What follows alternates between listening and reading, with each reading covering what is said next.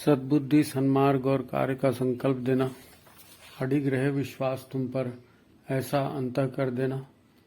मेरे हृदय में आने में तुम्हें कोई संकोच न हो। हे गुरुदेव, मुझे नजरों से दूर कभी न होने देना। हे गुरुदेव, मुझे नजरों से दूर कभी न होने देना। नमस्कार, गायत्री चिंतन धारा में आप सभी का स्वागत है। मित्रों, मनुष्य यानी हम स्वतः ईश्वर की सबसे अनोखी चीज हैं और मजा यह है कि हमें ही नहीं मालूम कि हम यानी हमारा अस्तित्व वास्तव में है क्या। हमारे भीतर भी कैसे कैसे अनोखे सिस्टम काम कर रहे हैं। हम दाल भात रोटी सब्जी खाते हैं और हमारे भीतर की फैक्ट्रियों में इससे क्या क्या बन जाता है जो हम अपने हाथों से अपना दिमाग लगाकर भी नहीं बना सकते। अच्छा, हम करना कुछ चाहते हैं और होता कुछ और है। आंखें देख रही हैं, सड़क पर हम पैदल चल भी रहे हैं, पर दिखता है कि घर में अभी क्या चल रहा होगा। बिना स्क्रीन के पूरी पिक्चर दिखती है। आग लगती कहीं है, उसका धुआं कहीं और जाता है, पर पता नहीं कैसे उसकी आंच हमें लग जाती है और हमारे भीतर भी क्या क्या पकने लगता है। होना तो ये चाहिए कि हम अपने भीतरी क्रियाकलापों पर तीखी नजर रखें, पर हमें पता ही नहीं कि भीतर नजर रखें इसका मतलब क्या है। कैसे नजर रखें भीतर?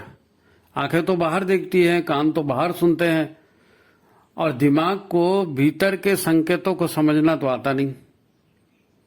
हम सोचते कुछ और है, प्लान कुछ और होता है, पर जो घटता है वो कुछ और ही होता है। इससे कई बार हमें तकलीफ भी होती है। हमारी सोच कहती है कि कैसे अन्य प्राणी हैं, कैसी दुनिया है। आज जैसी दुनिया है वैसे ही हम भी हैं, गोरे काले मोटे पतले, स्त्री पुरुष बच्चे बूढ़े, स्वस्थ बीमार, यही वर्गीकरण हम जानते हैं। निश्चित है इतना जानना तो पर्याप्त नहीं है, इससे आगे भी जानना पड़ेगा। जब आप मनुष्य योनि के प्राणी यानी मानव रूप में जी रहे हैं तब आपको ऐसी बेहोशी या मूर्छा में असंवेदनशील होकर नहीं जीना चाहिए। जब हमें कहा जाता है जागो और पूरे होशो हवास में जियो, तो इसका अर्थ ही हमें समझ में नहीं आता। देखो, कल्पना करते हैं आपके सामने 1 फीट चौड़ी और 25 फीट लंबी एक पट्टी जमीन पर रखी है। आपसे कहा जाता है इस पर चल के दिखाओ, तो आप बड़े मजे से यहां से वहां तक धीरे धीरे चल सकते हो उसके ऊपर। अब यही पट्टी घर की तीसरी मंजिल पर 2 घरों के बीच रख दी जाए और आपसे कहा जाए इस पर चलिए, आप चलेंगे? क्यों नहीं चलेंगे? डर क्यों लगेगा? चौड़ाई तो उतनी है, पट्टी तो वही है, जब नीचे चल सके तो ऊपर क्यों नहीं चल सकते हैं? डर किस बात का? ये डर है क्योंकि हमें बेहोशी में काम करने की आदत है। वहां इतने ऊपर में जाएंगे, वहां भी चल सकेंगे, पर होश टिकेगा तब ना। हम तो डर जाएंगे नीचे ही देख के। हमारे मन को एकाग्र होकर काम करने की आदत ही नहीं है। हमारा मन एक बार में 3-3, 4-4 जगहों पर एक साथ होता है। इसीलिए गिलास हमारे हाथ से छूट जाता है, रोटी बनाते समय हाथ जल जाता है, सीढ़ियों पर पैर फिसल जाता है, बाथरूम में जाते हैं तो टॉवेल भूल जाते हैं, कभी चश्मे को ढूंढते हैं, कभी चाबी को ढूंढते हैं, कभी रुमाल को ढूंढते हैं। होश में कहाँ जीते हैं हम? जागृत अवस्था वह है जब मन एक बार में एक ही जगह लगे, है ना? आप मन लगाकर पढ़ते हैं तभी तो याद हो पाता है ना। एक बार में एक जगह मन लगा, आपने सफलता से याद कर लिया। और नहीं तो घंटे भर किताब सामने खुली पड़ी रहे, एक पेज नहीं पढ़ पाओगे आप, क्योंकि मन ही नहीं लग रहा वहां पर। आप घर में बैठे टीवी देख रहे हो, पता चला किसी रिश्तेदार का एक्सीडेंट हो गया, तब क्या क्या नहीं दिखने लगता है आंखों के। आंखों से आंसू भी आते हैं, चक्कर खा के गिर भी सकते हैं, कभी बीपी हाई हो जाता है, आंखों के आगे अंधेरा छा जाता है, बहुत कुछ होता है। इस तरह के अनुभव रोज होते हैं आपको, और भी अनुभव मिल जाएंगे। अगर जीवन को सफलतापूर्वक जीना है तो अपने भीतर के सारे सिस्टम को आपको समझना पड़ेगा। कब क्या होगा, कैसे होगा, अभी क्या हो रहा है, हमको क्या रिएक्ट करना चाहिए, ये सब समझ में आएगा। आपको समझना पड़ेगा। आप मनुष्य होकर बार बार थपेड़े नहीं खा सकते। मन, बुद्धि, चित्त, अहंकार, प्रेम, घृणा, हिंसा, लोभ, मित्रता, सहयोग, करुणा, इन सारी शक्तियों के बारे में जानना पड़ेगा। ये सारी शक्तियां हैं, इनसे जीवन बड़ा तेजी से प्रभावित होता है।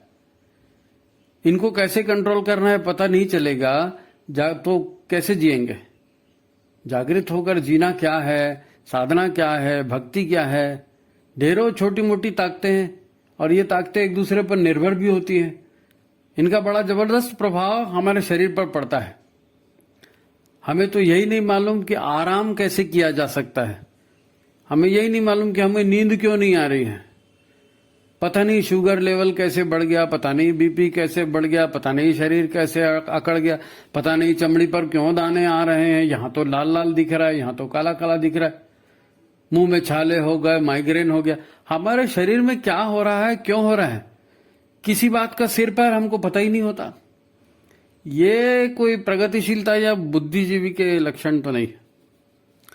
हम यानी हमारा शरीर और हमारा मन पदार्थों और ऊर्जाओं के संयोगों की परिणति है। कई सारे पदार्थ, कई सारी ऊर्जाएं मिली हैं तब हमारा अस्तित्व बना है। अनेक भौतिक और अभौतिक पदार्थों तथा ऊर्जाओं का निर्माण हमारे शरीर के भीतर हमारी ग्रंथियों में भी होते रहता है। केवल किसी खास नजर से किसी खास चीज को आप देख भर लो ठीक से, आपकी श्वास और आपका रक्त संचार बदल जाएगा केवल वो देखने से। आपको किस भावना से लोग पानी पिला रहे हैं इसका भी बड़ा फर्क पड़ जाता है। यह सब अध्ययन का विषय है, ये सब समझने और करने की बातें हैं। जागृति और अपने आप को जानो, ये जो बार बार कहा जाता है, ये छोटे मोटे शब्द नहीं है और ये निरर्थक शब्द भी नहीं है। इनका बड़ा व्यापक अर्थ है, बड़े प्रभावी शब्द है। इसके बारे में हमें जानकारी रखनी चाहिए। जब हम कहते हैं कि स्वस्थ शरीर स्वच्छ मन अपना सभ्य समाज बनाएंगे, तो स्वास्थ्य का विषय खाली जड़ी बूटी, अस्पताल, डॉक्टर तक सीमित विषय नहीं है। हमें अपनी सोच और कार्यों का ईश्वरीय व्यवस्थाओं के साथ तालमेल कैसे बनाना है, ये मूल विषय होता है।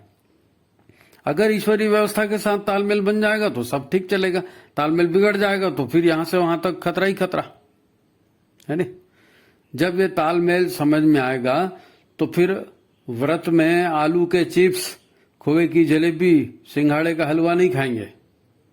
वो बेचारे सूजी के हलवा ने और मैदे की जलेबी ने क्या पाप किया था पता नहीं। सब तो करते हैं, ये कोई तर्क है? सब करते हैं।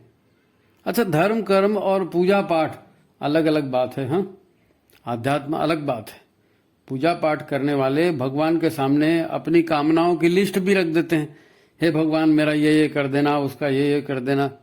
जबकि आध्यात्म आंतरिक शक्तियों का, ऊर्जाओं का सुनियोजन करने का मार्ग है नहीं। यहां मांगे नहीं रखी जाती। ये साधना और पुरुषार्थ का मार्ग है, जागृत रहकर चलने का मार्ग है।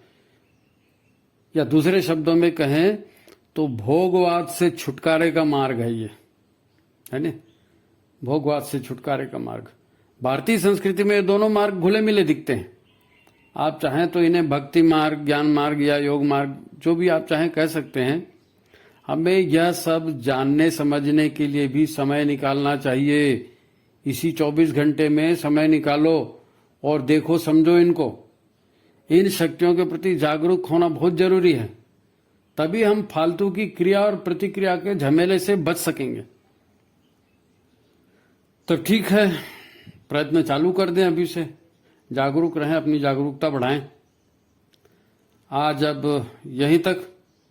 हर एपिसोड को पूरा देखा करो और लोगों को भी प्रेरित करो, अलग अलग समूहों में इसको शेयर करते रहो। ठीक है, आज की बात समाप्त। नमस्कार, धन्यवाद।